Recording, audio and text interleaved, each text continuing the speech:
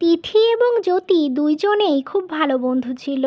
তাদের মধ্যে এতটাই ভালোবাসা ছিল যে তাদেরকে দেখে সবাই ভাবতো তারা দুই বোন। তারা ছোটবেলা থেকেই এক স্কুলে পড়াশোনা করত, আর এখন তারা দুজনে একই কলেজে পড়ে। এখনও তারা ছোটবেলার মতো একসঙ্গে কলেজে যাওয়া আসা করে। এমনই একদিন,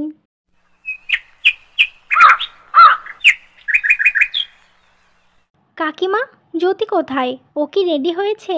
আমি ওকে কতবার কল করলাম, ও তো ধরলো না। ও কি এখনো ঘুমাচ্ছে? হ্যাঁ, ও এখনো ঘুমাচ্ছে। কতবার করে ডাকলাম, তাও উঠলো না। তাই বিরক্ত হয়ে আমি ছেড়ে দিয়েছি। আজকে তো মনে হয় তোমাকে একাই কলেজে যেতে হবে। না কাকিমা, আজকে কলেজে খুব ইম্পর্টেন্ট ক্লাস আছে। আর এতদিন আমরা একসাথে কলেজে যেতাম, আজও ওকে নিয়েই আমি কলেজে যাব। এই বলে তিথি জ্যোতির ঘরে যায়। কি রে, তুই এখনো পর্যন্ত ঘুমাচ্ছিস? সারা রাত জেগে কি করেছিস বলতো? ওঠ ওঠ, বেলা 10টা বাজে, এখনো ঘুমাচ্ছিস। তাড়াতাড়ি রেডি হয়ে নে, কলেজে যেতে হবে। কি রে, উঠছিস না কেন? এভাবেই তিথি জ্যোতিকে ডাকতে থাকে। না রে, আজকে আমার ভালো লাগছে না।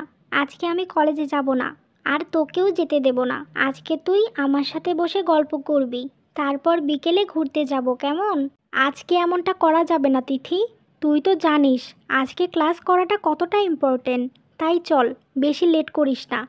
এভাবেই জ্যোতিকে জোর করে তিথি কলেজে নিয়ে যায়।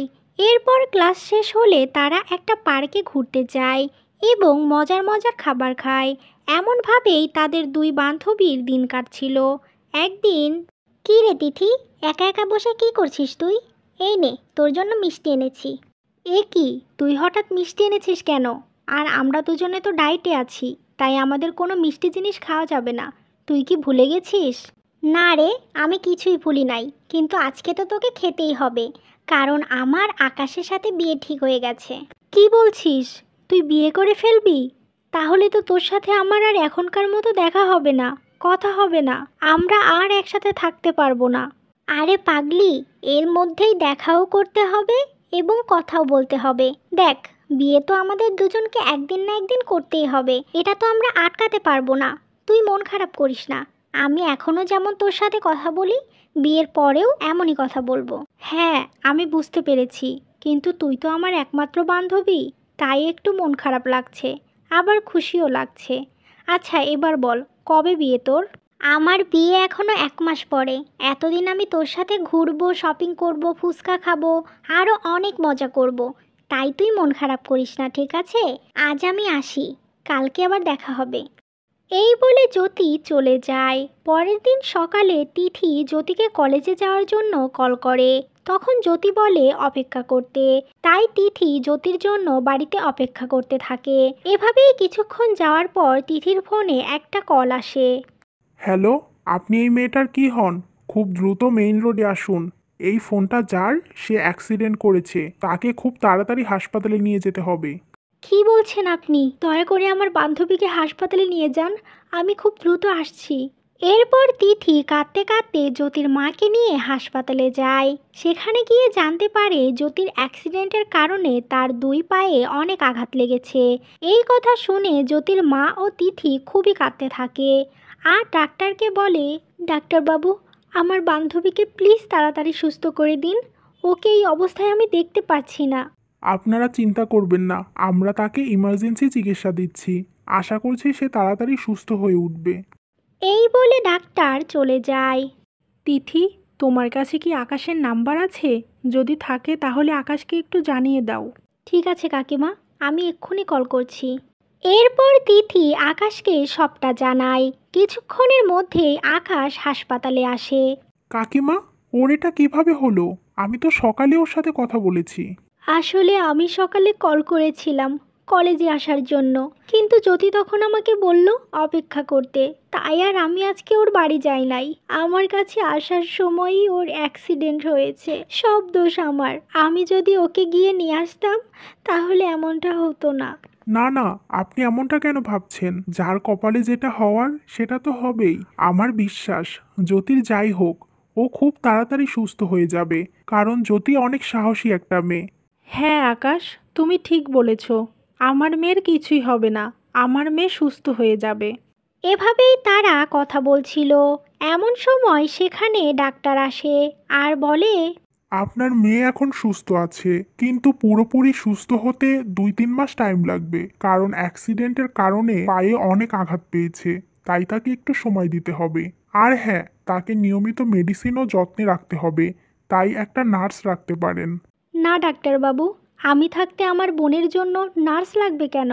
আমি নিজেই তার কেয়ার করতে পারবো, কোনো টেনশন করা লাগবে না। এই কথা শুনে ডাক্তার আর কিছু বলে না। এরপর কিছুদিনের মধ্যেই জ্যোতিকে হাসপাতাল থেকে বাড়ি নিয়ে যায়। আর তিথি জ্যোতির সাথে তাদের বাড়িতে থাকে এবং জ্যোতিকে খুব কেয়ার করে। এভাবেই একদিন, জ্যোতি, তোর এখন কেমন লাগছে?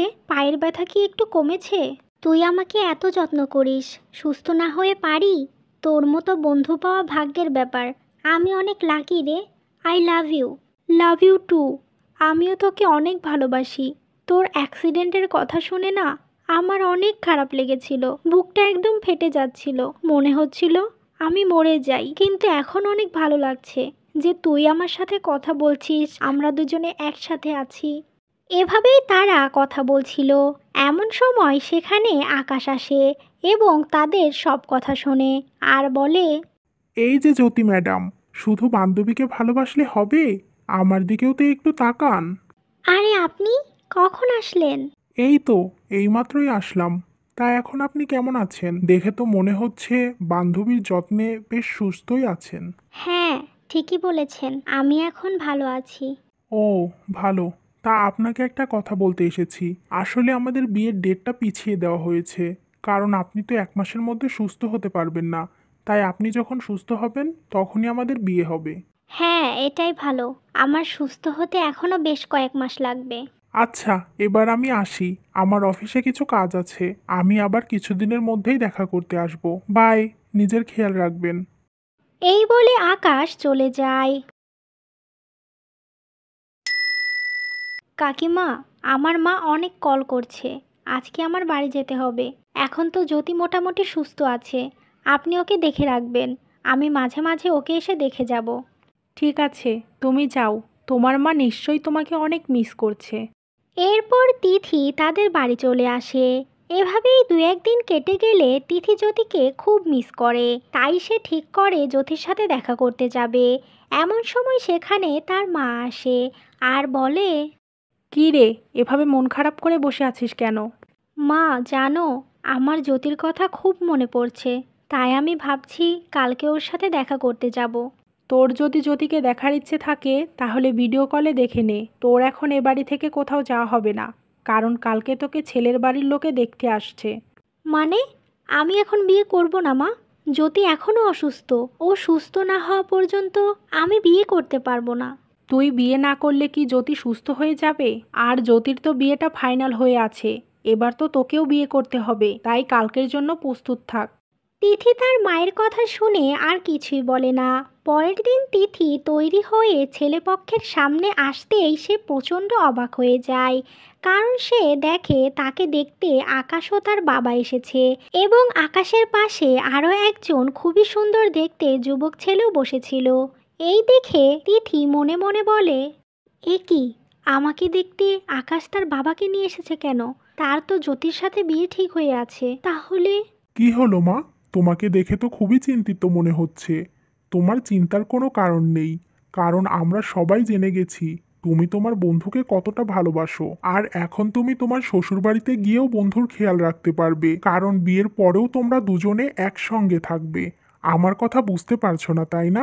আসলে আমি আমার ছোট ছেলে রাহুলের জন্য তোমাকে দেখতে এসেছি।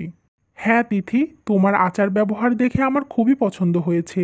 তাই আমি বাবাকে বলেছি ভাইয়ের সঙ্গে তোমাকে বিয়ে দিতে। যে নিজের বন্ধুকে এতটা ভালোবাসতে পারে, সে তাহলে নিজের শ্বশুরবাড়ির লোকজনকে কতটা ভালোবাসবে, এটা আমরা বুঝে গেছি। আশা করছি তোমার কোনো আপত্তি থাকবে না। আকাশের কথা শুনে তিথি খুবই খুশি হয়।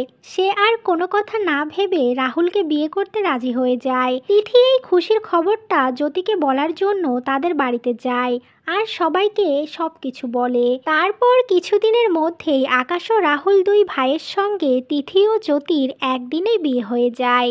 বিয়ের পর তিথি ও জ্যোতি একসঙ্গে হাসি খুশিতে সংসার করতে থাকে।